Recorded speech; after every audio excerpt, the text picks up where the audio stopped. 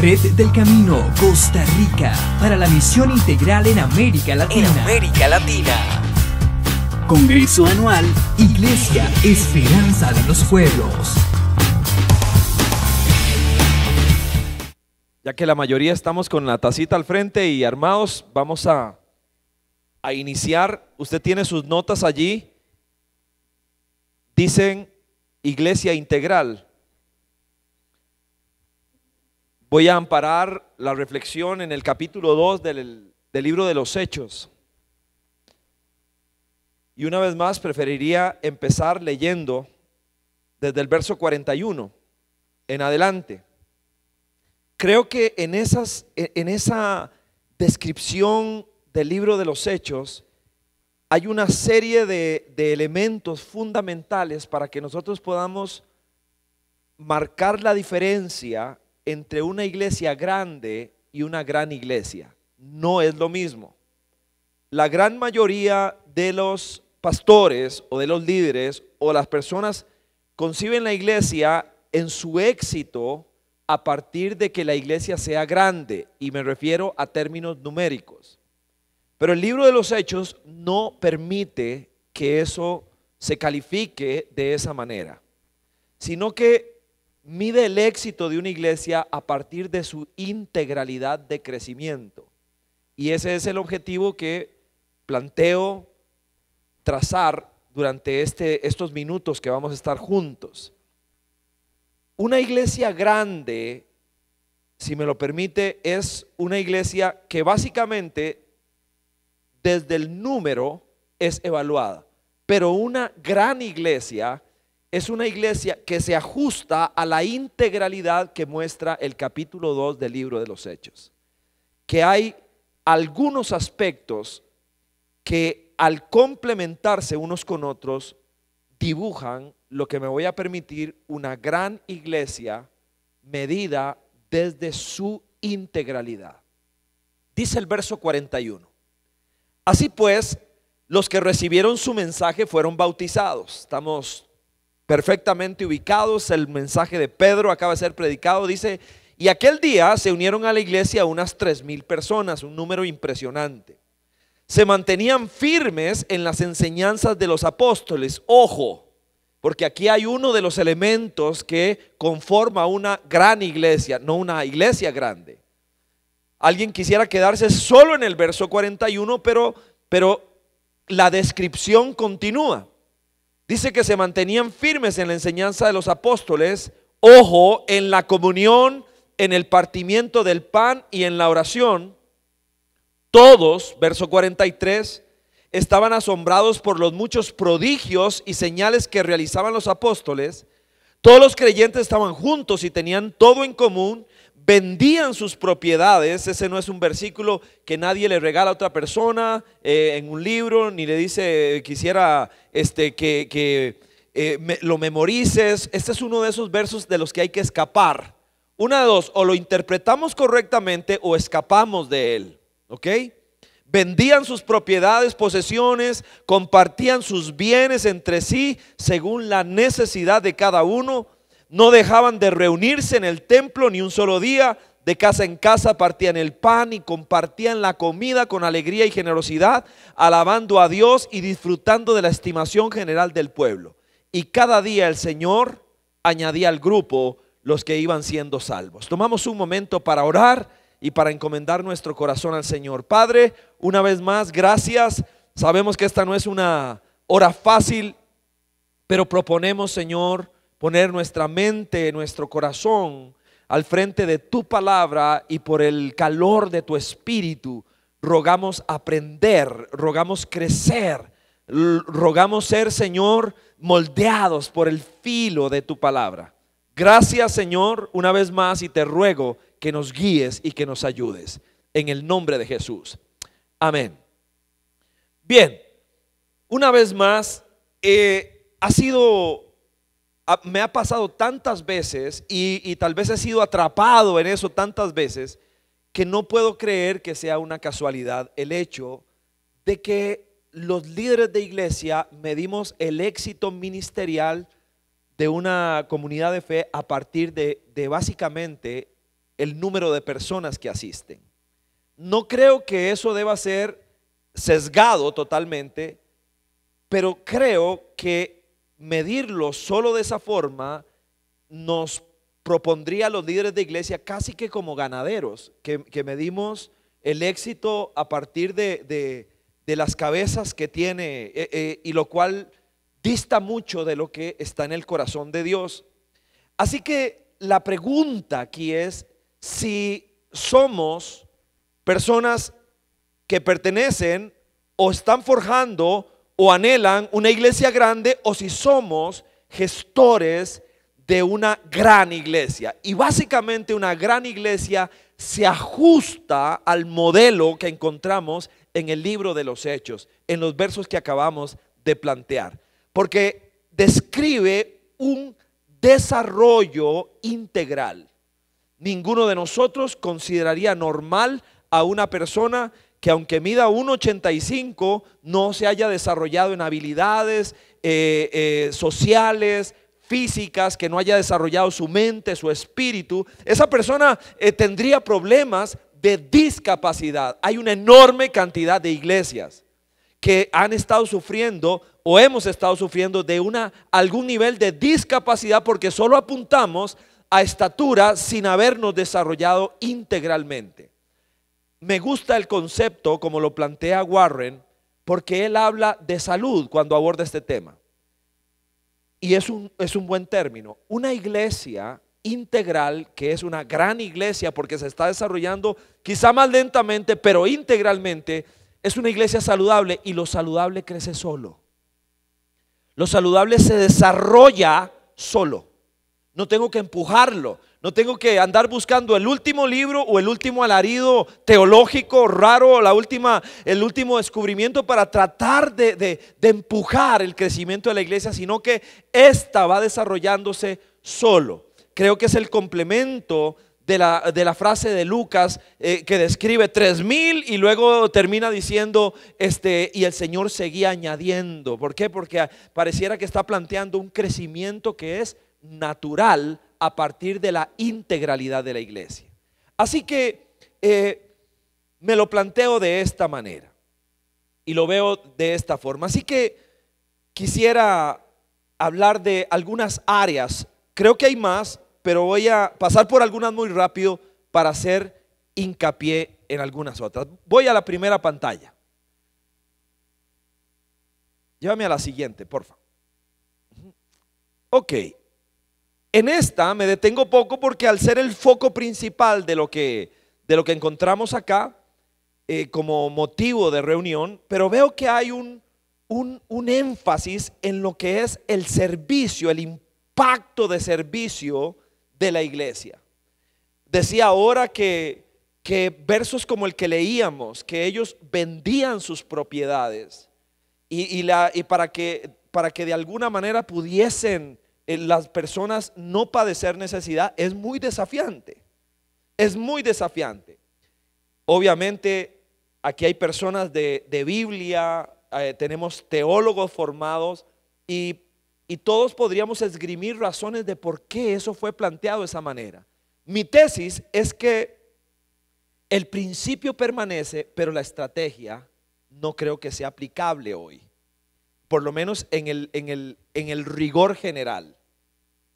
¿Por qué? Porque los estudiosos plantean que la expectativa del regreso de Cristo, de la iglesia en este momento, casi que todavía estaban mirando para arriba y no entendían que debían abocarse a su trabajo y a su labor, y que es eso lo que llaman los teólogos una expectativa del retorno de Cristo inminente. Les hacía deshacerse. Es prácticamente imposible pensar que si todos nosotros vendiéramos nuestra casa y nuestro carro, seguramente, y lo entregamos, vendría una situación compleja en el plano económico.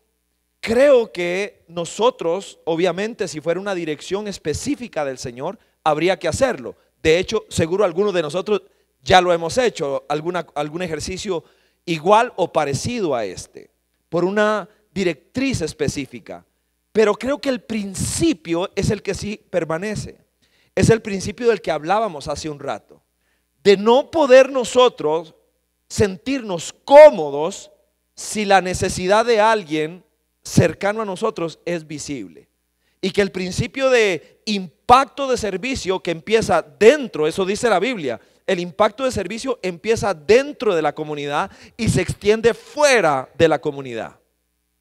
Solo así podemos explicar que el pueblo los alababa grandemente, que hay un comportamiento de la comunidad de fe que les resultó realmente impresionante, atractivo. Así que aquí hay varias preguntas de reflexión. Cuando alguno de nuestros miembros pierde el trabajo, cuando hay alguna situación de salud en particular, cuando han habido situaciones especiales, ¿cuál es la reacción de nuestra comunidad?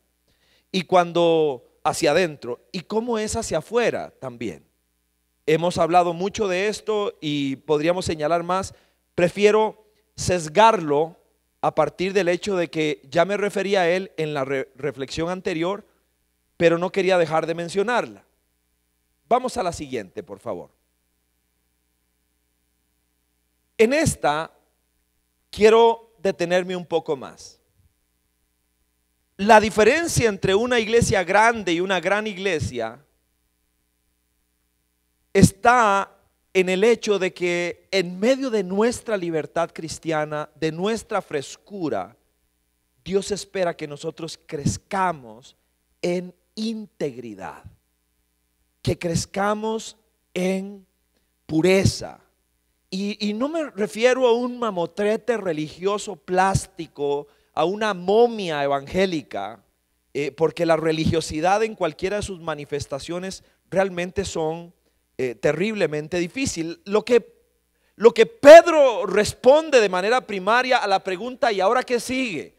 La gente ha sido tocada por el Espíritu Santo y la pregunta es directa: ¿qué hacemos? La primera palabra que sale de la boca de Pedro es: hay que arrepentirse. Es necesario dar media vuelta de la dirección que hoy ustedes están llevando.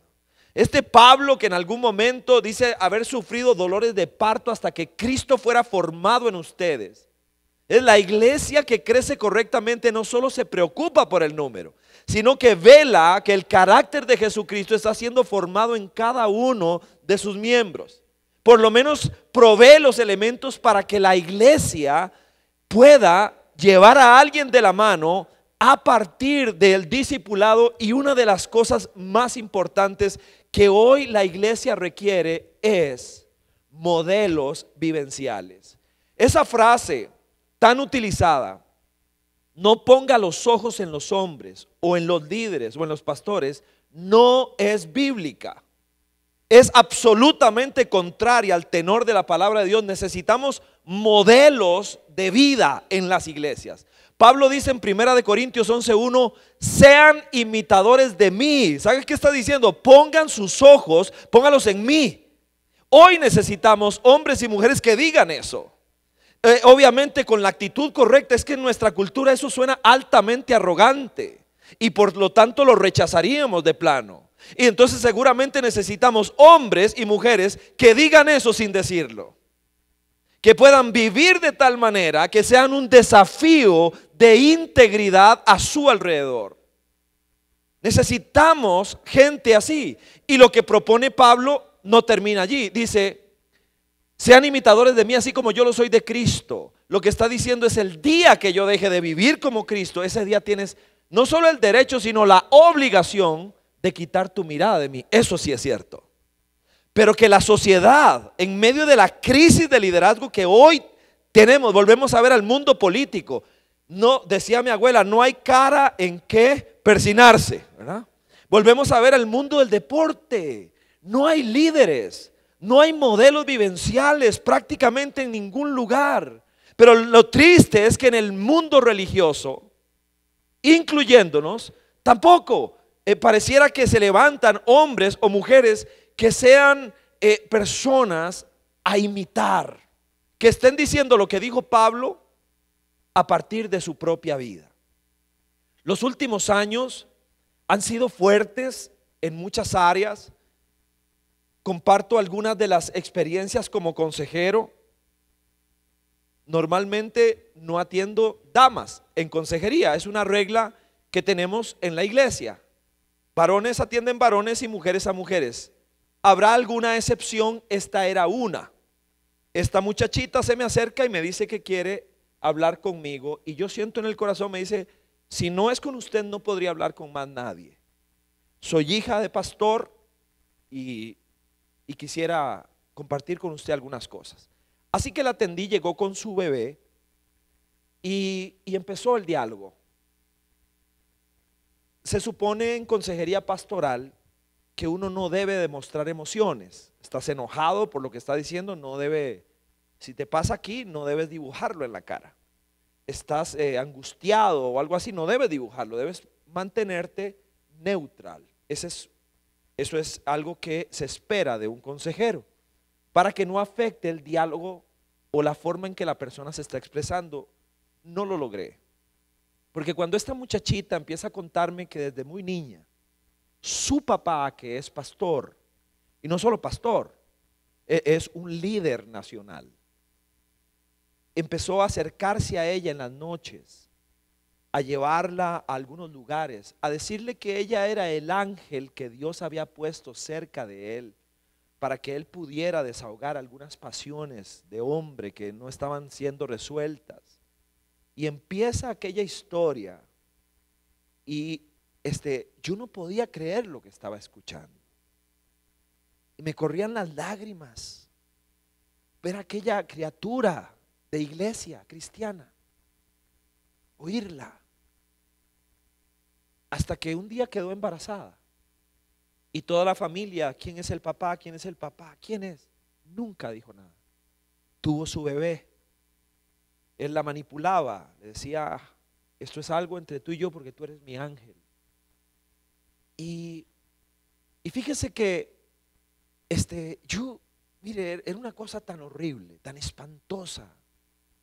Ella decide hablar conmigo porque la hermana menor un día le toca el hombro y le dice: vieras qué raro, papi, lo que me está diciendo. Y ella ese día dice: hasta aquí, hasta aquí.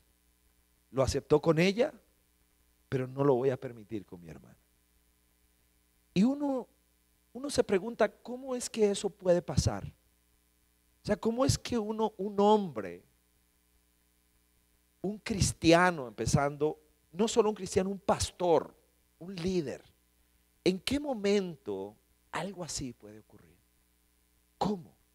Una cosa es cierta, eso no pasó de la noche a la mañana. Porque como decía el hermano Pablo, ninguno de nosotros cae, todos caminamos hacia. Un día es 1 milímetro y otro milímetro y otro milímetro, y cuando nos damos cuenta, el mueble está al otro lado. ¿Qué pasó? ¿Qué ocurre?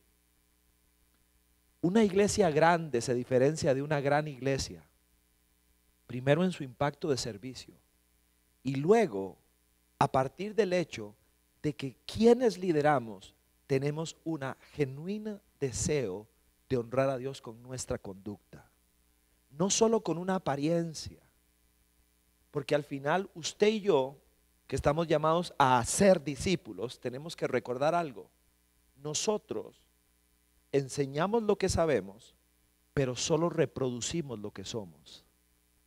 Y la pregunta es: ¿qué estamos pariendo en el área espiritual a la gente que está a nuestro alrededor? Hay grandes retos. Yo definitivamente le he puesto la renuncia al Señor muchas veces. Le he dicho: Señor, yo creo que usted se equivocó. Y hay momentos más complejos que otros en nuestra vida. La pregunta es: ¿hacia dónde está apuntando nuestro corazón? La pregunta es si nosotros ya hemos llegado a tener una doble vida. Doble.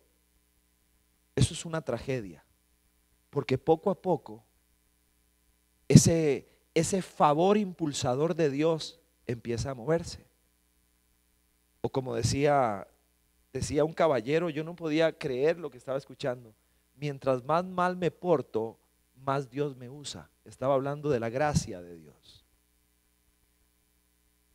Eso es seguramente la filosofía de Saúl, que no entendió que le cortaron las turbinas en el aire y que siguió volando, es cierto, pero su dirección es hacia abajo, es a estrellarse, aunque todavía está en el aire. Dios le quitó su favor y era solamente un conteo regresivo. Así que esta integridad, yo entiendo, ahí anoto algunas cosas: la regeneración, la renovación, obra del Espíritu Santo. Es importante que el liderazgo ofrezca un modelo digno de imitar. La enseñanza, la preparación de la palabra deben ser en autoridad y la unción. Y estar aparte, yo creo que es absolutamente necesario que nuestras comunidades de fe presenten un modelo diferente, pero que al mismo tiempo nuestro liderazgo también presente un modelo diferente. Porque no hay tal cosa como no ponga los ojos en él o en ella. No hay tal cosa como esa. Están puestos en usted y en mí. Nos están midiendo. Nos están midiendo. Perdóneme la remembranza personal. Voy con un grupo de la iglesia a comer pizza y estamos ahí en Moravia y ya llega la hora de pagar, y entonces me voy a hacer fila a la caja para pagar de manera más rápida, y la muchacha que estaba enfrente mío tenía, eso no era una minifalda, eso era una pretina, era una vara minúscula, yo no sé, y de feria tenía unas piernas tan bien torneadas, y yo cuando veo eso digo, no, mejor espero que me vayan a cobrar a la mesa. Pero bueno, estoy ahí en la fila, estaba aquel lugar lleno, y era una lucha porque realmente toda mi naturaleza rugía por admirar la creación de Dios. Y yo estoy ahí, ¿verdad? Y entonces digo, no, aquí es tratando de poner los ojos en otro lado, ¿verdad? Entonces empiezo a ver los tamaños de las pizzas y las ollas, y mientras tanto mantener, porque realmente la muchacha causaba conmoción, ¿verdad? No había, los chavalos parecían la muchacha del exorcista, no sé si usted la ha visto, que le daba la vuelta, el pescuezo así, le daba vuelta, porque era una cosa tremenda. Y bueno, ya al final la muchacha paga y se va. Ya yo puedo por fin enderezar el pescuezo, ¿verdad? Me traqueó todo aquí atrás. Y estaba la pizza tan llena que había gente esperando. No sé si usted se tiene la imagen, esperando mesa. Entonces cuando ya me toca pagar a mí, se desprenden como 2 familias de las que estaban esperando ahí. Pastor, pastor. Mire, los bandidos vieron toda la escena. Todo, ellos estaban en palco, y ellos, mire, estaban en palco y no me saludaron hasta no haber visto cómo actué. Y entonces uno de los que me llega a saludar se ríe conmigo, ¿ah? Y yo también lo vuelvo a ver como diciendo, desgraciado, ¿ah? Estaban esperando a ver si.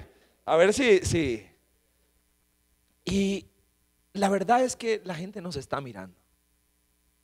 O sea, la gente nos está viendo. Y una iglesia grande no se preocupa por esto. Y la iglesia no es un club de perfectos. La iglesia es un hospital. Y ahí vamos los que estamos fregados. No es un club de perfectos. Es un taller de enderezado y pintura. Pero esperamos que cada día aquello que vino en grúa esté mejor. ¿Ok? Y eso marca una diferencia. La siguiente. Debe crecer en conocimiento. Una vez más, esa frase la extrapolo, verso 42 en la parte A dice, y perseveraban en la doctrina. La diferencia entre una iglesia grande y una gran iglesia no solamente pasa por el tema de la integridad, por el tema del impacto de servicio, no solo por el tema de que hay un crecimiento sino que uno de ellos es el conocimiento. Hay un crecimiento en el conocimiento. Hoy por hoy, si a mí me preguntan después de 31 años de iglesia y son 27 de ser pastor, ¿cuál es la amenaza más grande que se cierne sobre la iglesia cristiana? Yo le diría sin titubear, el analfabetismo bíblico. Es probable que allí encontremos nosotros el peor enemigo de la iglesia. La gente siguiendo barrabasada tras barrabasada, diciendo amén a la primera ocurrencia que alguien, no tienen criterios para leer algún libro, no saben discriminar entre lo precioso de lo vil. ¿Por qué? Pues porque de alguna manera no hemos terminado de entender la obligatoriedad de que una comunidad cristiana que quiere ser una gran iglesia, y no solo una iglesia grande, tiene una responsabilidad de generar los espacios para que una persona pueda empezar en la A y terminar en la Z, y que sea algo sistemático y que sea algo medible, porque esperamos tener en nuestras iglesias árboles plantados junto a corrientes de agua que dan su fruto a su tiempo, que echan su raíz. ¿Por qué? Porque han decidido meditar en las palabras de Dios, y esto es fundamental. Hablaba con unos amigos de que para ellos la amenaza más grande es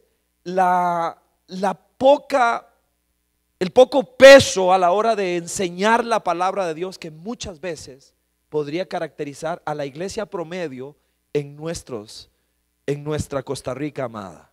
Y es algo realmente fácil de probar. Aparece un loco que dice que él es Cristo, y uno dice, ¿cómo puede haber alguien que salga corriendo detrás de una persona que diga eso? Y uno vuelve a ver aquello, doctrinas amenazantes hasta el raciocinio humano, el asalto muchas veces que se hace al peculio de la gente, al dinero de las personas. Y usted ve, ¿por qué? Porque cuando se describen a las ovejas, una de sus características es que no son muy inteligentes. Nadie ha visto una oveja en un circo, nadie, porque no son para saltar ni para dar vueltitas, nada. Son fácilmente engañables. Así que el conocimiento es fundamental. El conocimiento de la palabra no aleja a nadie de una verdadera espiritualidad, sino que por el contrario la fomenta y la afirma. El conocimiento y la madurez son dos palabras que caminan siempre de la mano. No debo permitir que las emociones, clásico en nuestras iglesias, dominen las convicciones. Debo vivir por lo que esto ocurre cuando alguien vive por lo que siente en vez de por lo que sabe.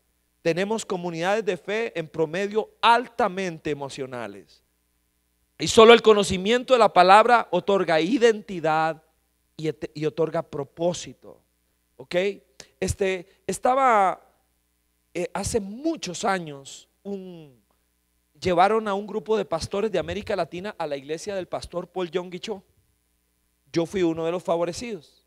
Nos llevaron, se pagaba todo, y era emocionante uno al oír de aquella iglesia de tantos y miles de personas. Y me acuerdo que nos estaban dando el tour y hablando de los grupos pequeños, etcétera. Y en un momento nos llevan a la oficina del pastor Cho. Entonces yo llego ahí con el grupo de pastores latinos, ¿verdad? Y estoy muy emocionado. Estoy hablándole del año 89, 88, 89. Y recuerdo que fue algo tan interesante lo que pasó, porque aparece como el secretario del pastor Cho y enseña una mesa llena de recursos, libros, videos, manuales, y dice: ahorita viene el pastor a saludarlos, pero antes les tiene un regalo. Dice: todos estos libros son un obsequio para ustedes. Déjeme preguntarle a usted, que es de la misma raza que yo, ¿qué cree usted que pasó medio segundo después de que ese chavalo dijo que eso era regalado? Mira, es que esa es la palabra, Víctor. Es que yo me lerdié, porque como yo tengo un poquillo de timidez, ¿verdad? Y estaba así, pero yo solo veía traseros y tacones. Era todo el mundo tirado así, todo el mundo así, y eran codados, como ver a los chamacos cuando revientan la piñata. Y claro, entonces empecé con el ejercicio. Esto no es que no sé qué, pero es que no me dio tiempo a mí de tirarme, no me dio tiempo de lanzarme de cabeza. Miren, no quedó nada, ¿verdad? No quedó nada. Y venían así, ¿verdad? Los chavalos, ¿verdad? No quedó nada. Después, con los años, qué interesante, nosotros creemos que el crecimiento, el desarrollo, estas cosas están escondidas, el secreto, en algún libro de estos. Y no puedo dudar, porque todos hemos extraído perlas de lo que algún hermano mayor nuestro o hermana mayor haya experimentado y lo hemos sabido extraer. Pero realmente parece mentira, pero pareciera que la iglesia moderna vive por libros y no por el libro. Que nuestros mensajes no han sido paridos desde el corazón de la palabra de Dios, sino que, como constan las estadísticas en Estados Unidos, el libro que más se vende son los mensajes preparados. El libro que más se vende a pastores son las 100 mensajes, 150 sermones, y eso es lo que se predica. ¿Estará mal? No necesariamente lo creo. Lo que está diciendo es que alguien compra comida y la lleva, pero hay pocos cocineros, pocas personas haciendo su tarea, que es obligatoria. ¿Por qué? Porque no es lo mismo lo que Dios quiere hablarle a la gente nuestra a partir de lo que conocemos, vivimos, lloramos, reímos.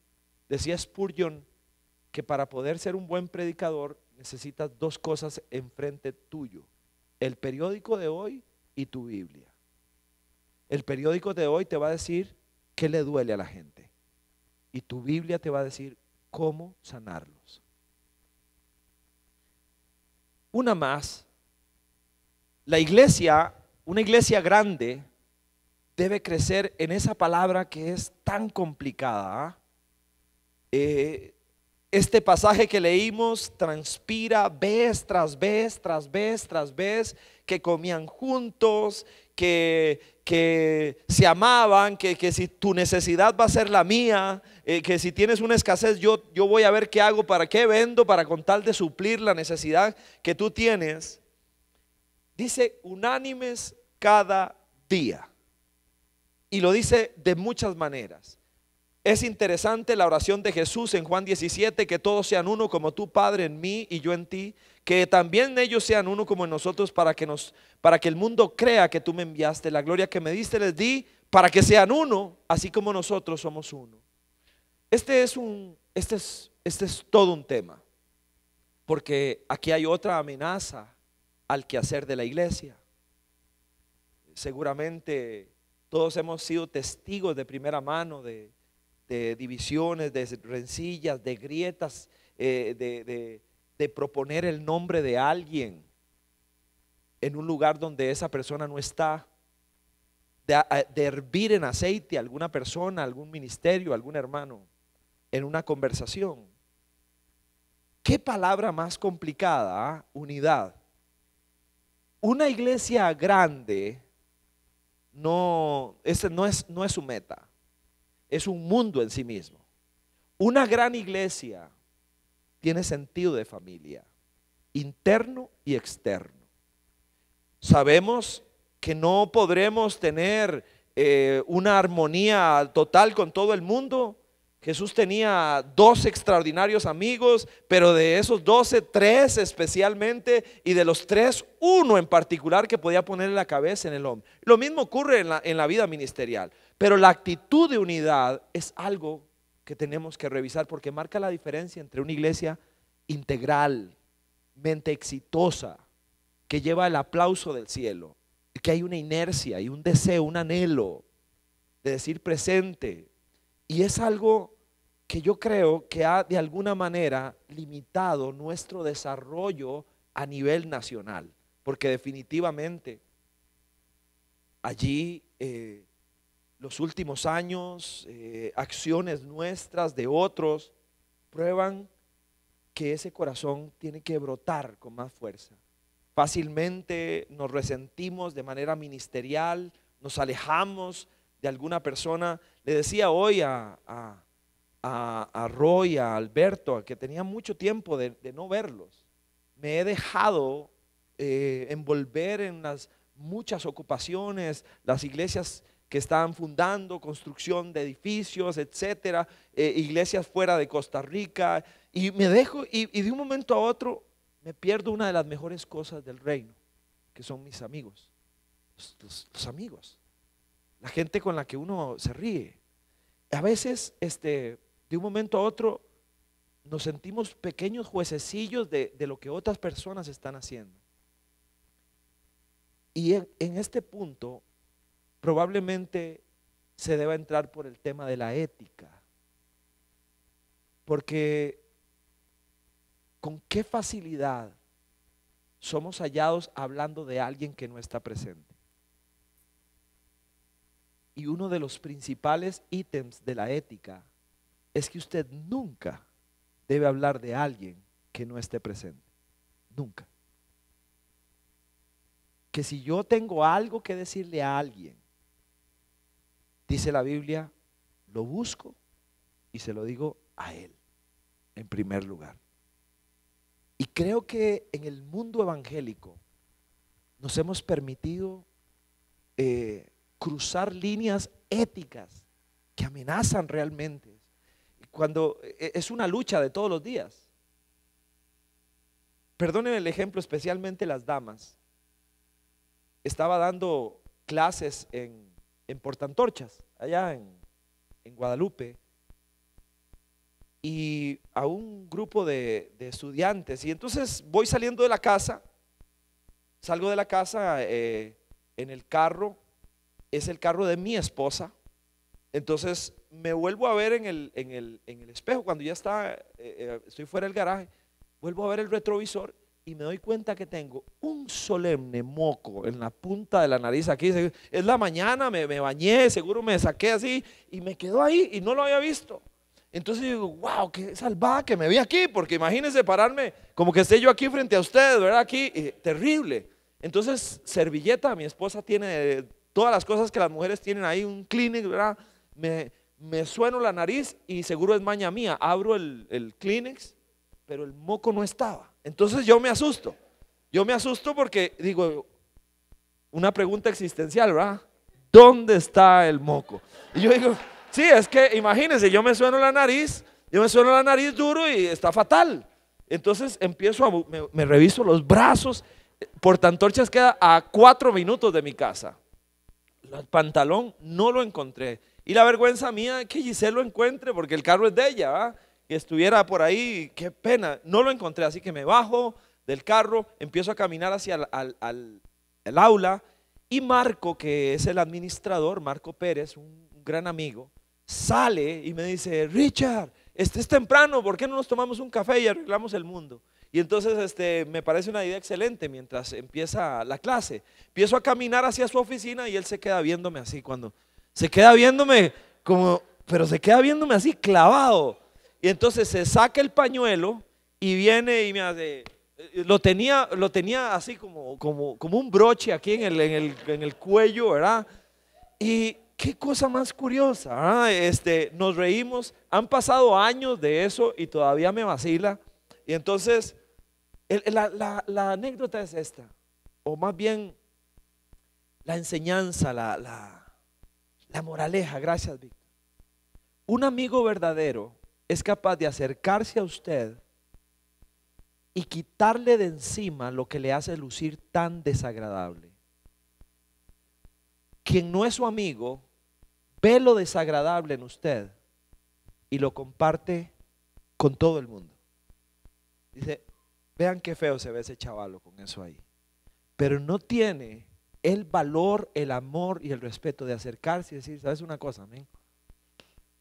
Hay algo que no te hace lucir bien. Yo sé que la corrección es un privilegio que hay que ganarse, pero también sé que muchas veces, habiéndonos acercado lo suficiente, no hemos tenido el nivel ético suficiente para decir lo que tenemos que decir a la persona correcta, en el lugar correcto, con la actitud correcta. Se llama unidad. Hay lecciones. Me alegra mucho que Roy y Alberto hayan ido a Cuba. Es nuestro país de misiones. Hace 6 años de Vida Abundante de Coronado tenemos 9 iglesias allá. Adoptamos una hace 6 años y a partir de allí hemos fundado 9 en la zona de Morón. Uno de esos dibujos que tienen para que los turistas vean esta parte, ¿verdad? Porque hay otras partes que no se pueden enseñar. Y entonces pasamos y él se detiene frente a una capilla católica. Se detiene y me dice, bájese pastor, quiero enseñarle algo. Me para frente a la capilla católica y me dice, hace aproximadamente un año el gobierno decomisó es una palabra que no es la que utilizan ellos, pero para entenderla, el templo de la iglesia de Asambleas de Dios de aquí de Varadero.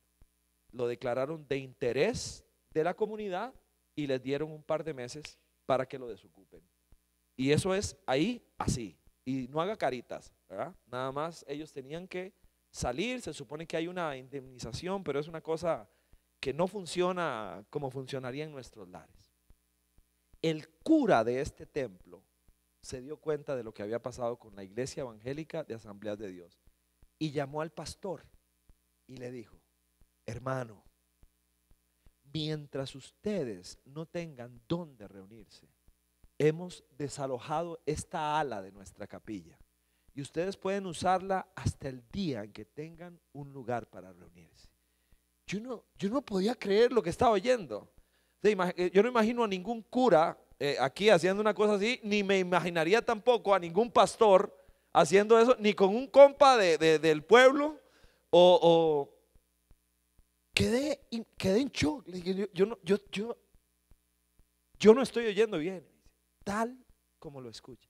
Pareciera que solo cuando estamos debajo de un zapato empiezan a aflorar ciertos rasgos de lo que Dios espera que nosotros vamos a ser. Por cierto, hablábamos ahora de ser la oración, la contestación a una oración de alguien. Esta oración de Cristo es una de las pocas oportunidades en las que tenemos nosotros el privilegio de responder a una oración de Jesucristo. Una acción intensa para hacer. No es fácil, porque somos bichos raros con nuestras varas. Somos personajes complejos, cada uno de nosotros. Y vamos hacia adelante y queremos echar hacia, pero necesitamos realmente entender que la diferencia entre una iglesia grande y una gran iglesia pasa por aquí.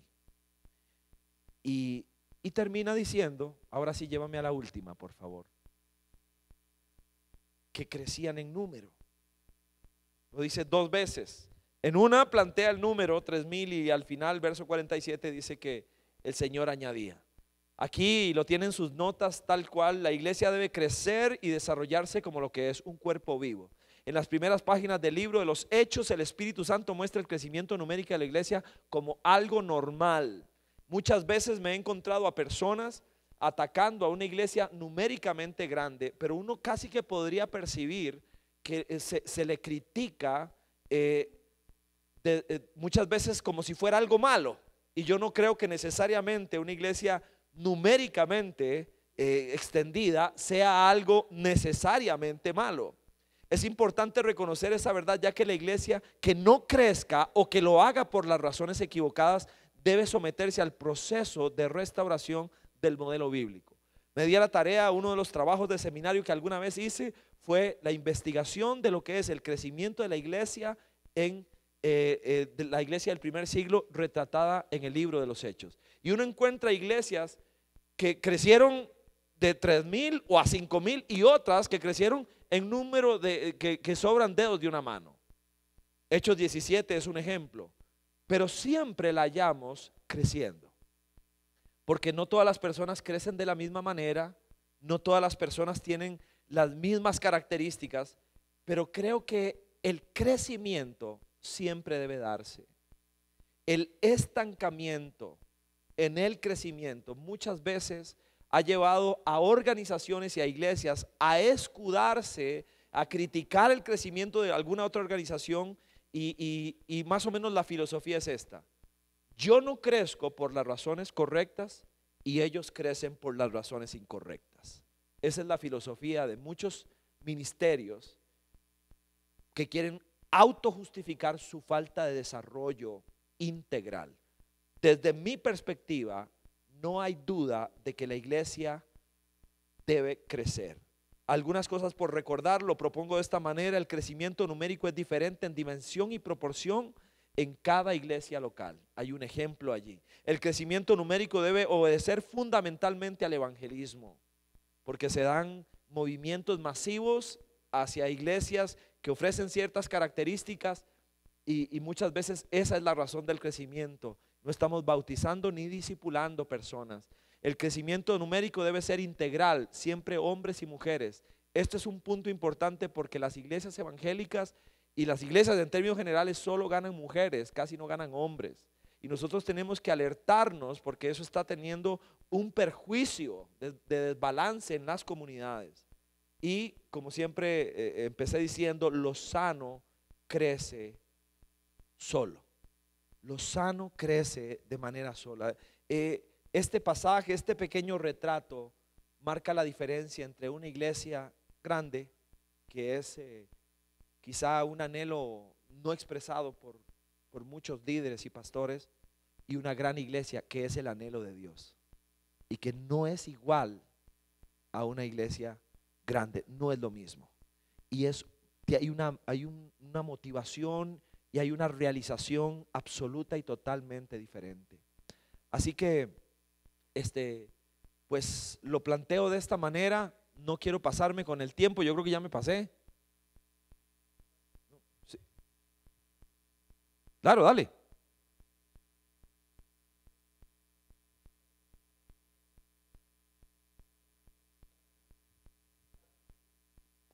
Ese es el impacto de servicio. No estaba en el mismo orden. Disculpen con eso. Disculpen. La primera debería ser entonces, ok, esa estaba bien. Crecer en conocimiento, perseverar en la doctrina. La iglesia debe crecer en unidad, unánimes cada día. La iglesia debe crecer en impacto de servicio, teniendo favor con todo el pueblo. Ok, y la iglesia debe crecer en número. Ok. Red del Camino Costa Rica para la misión integral en América Latina. Congreso anual Iglesia Esperanza de los Pueblos.